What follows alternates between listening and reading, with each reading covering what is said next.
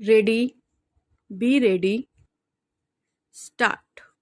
There is yet another argument raised by the learned counsel about the witness Kailash turning hostile as noted above, and it does not surprise us that a witness has turned hostile who could have corroborated the entire episode, but the same does not make any difference in as much as one of the other witnesses, Raju, named in the FIR, was also not produced.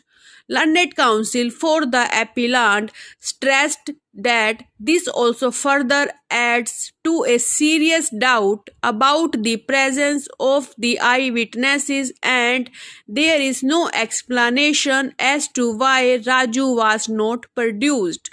In our opinion, non-production of a nominated witness does not amount to a proof that the incident is false. The defense on behalf of the appellant did not bring on record any such witness that may add to the theory of reasonable doubt that is sought to be advanced by learned counsel for the appellant.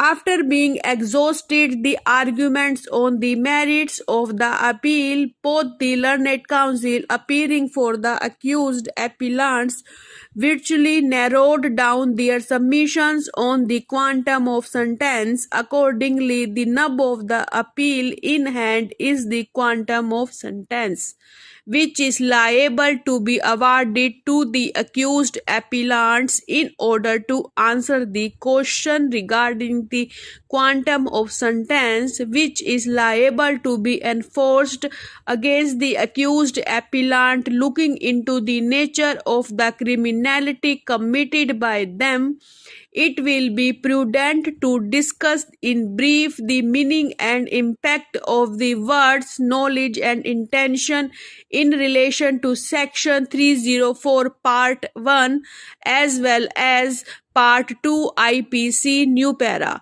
We have come across judgments relating to the interpretation of the words knowledge and intention and the distinction between the two while proceedings to consider the sentencing of the convicts by the trial court and the assessment of the evidence. In order to appreciate the argument on behalf of the appellants that the appellants deserve a lesser sentence in terms of Section 304 of the Indian Penal Code.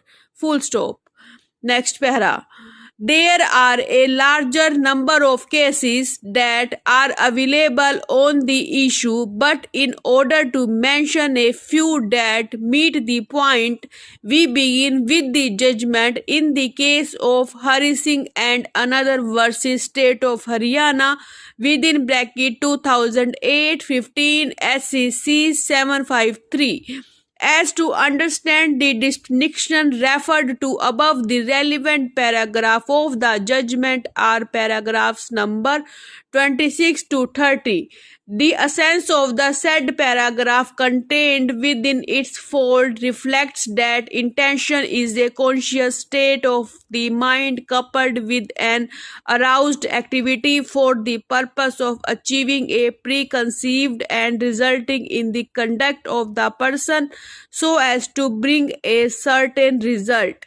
However, such an intention may not necessarily be premeditated, whereas mere knowledge, in contrast to intention, signifies a mental state of realization pertaining to the awareness of certain facts, but at the same time without reflection of an active faculty so as to achieve a determined and new para. Mr. Puran Saxena, a law graduate but not practicing as an advocate, has referred the present petition claiming to be an employment youth and engaged in doing social work for the upliftment of Sikkim. There are no details of the social workers the petition has been doing in the past. The petitioner claims that after his graduation, when he came back to Sikkim in the year 2013, he observed that there was no overall development in the state and the money received from the center had not been utilized in the proper place for the upliftment of the downtrodden people of Sikkim. There is no further clarification to this broad spectrum allegation.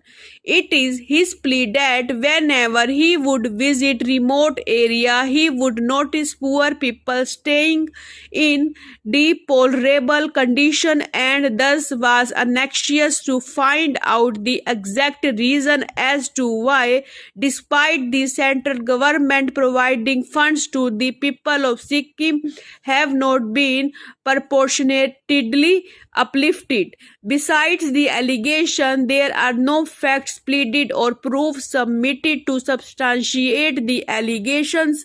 The petitioner claims that he started doing research in the matter and came across shortcomings in the functioning of the governmental machineries. The petitioner claims that those shortcomings were that the funds were utilized on non-productive schemes. There was no proper allocation of funds to such schemes which would directly benefit the downtrodden.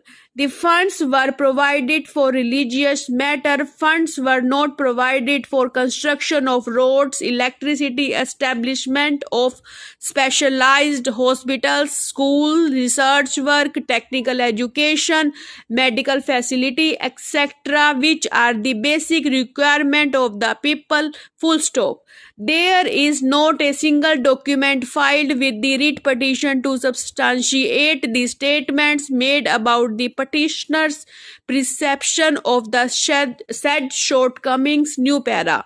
It is claimed by the petitioner that while doing research, the petitioner came across one notice inviting tender published in the newspaper. The petitioner therefore sought the copy of NIT under the Right to Information Act, 2005, and the petitioner was furnished with copy of the NIT published in the newspaper. On a perusal of the NIT, the petitioner claims that he was shocked to notice that the publication of the NIT was done in a casual manner. The petitioner claims that the publication of the tender has not been done in widely circulated papers insofar as the petitioner's knowledge goes, but also states that the publication shows that it was published in e-tender. It is the perception of the petitioner that only a handful of contractors are conversant with computer knowledge. Yet another grievance of the petitioner is that the tender does not disclose the nature of work and schedule of work.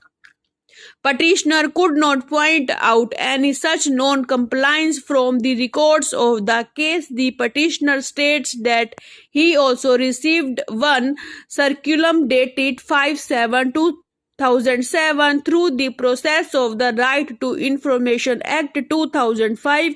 The petitioner claims that on examining the invitation for bids dated 23/5/2017, the petitioner came to learn how public money from the government exchequer has been embezzled. New para. Mr. Ravi Singh, learned senior counsel for the appellant, submitted that the purpose of section 195 is to bar private prosecution where the cause of justice is sought to be perverted, leaving it to the court itself to uphold its dignity and prestige. If a very restricted interpretation is given to section 195 CRPC, the protection afforded by the provision will be virtually reduced to a vanishing point, defeating the very object of the enactment. Full stop. The provision does not completely bar the prosecution of a person who has committed an offense of the type described thereunder, but introduce a safeguard in the sense that he can be so prosecuted only on the complaint of the court where the document has been produced or given in evidence, or of some other court to which that court is subordinate. Learned Counsel has also submitted that being a penal provision giving a restricted meaning as had in the case of Kanaklata within bracket Supra would not be proper, as a person accused of having committed an offence would be deprived of the protection given to him by the legislature. He has also submitted that on the aforesaid view there is a possibility of conflicting findings being recorded by the civil or revenue court where the document has been produced or given in evidence, and that recorded by the criminal court on the basis of private complaint, and therefore an effort should be made to interpret the section in the manner which avoids such a possibility. Full stop. Thank you.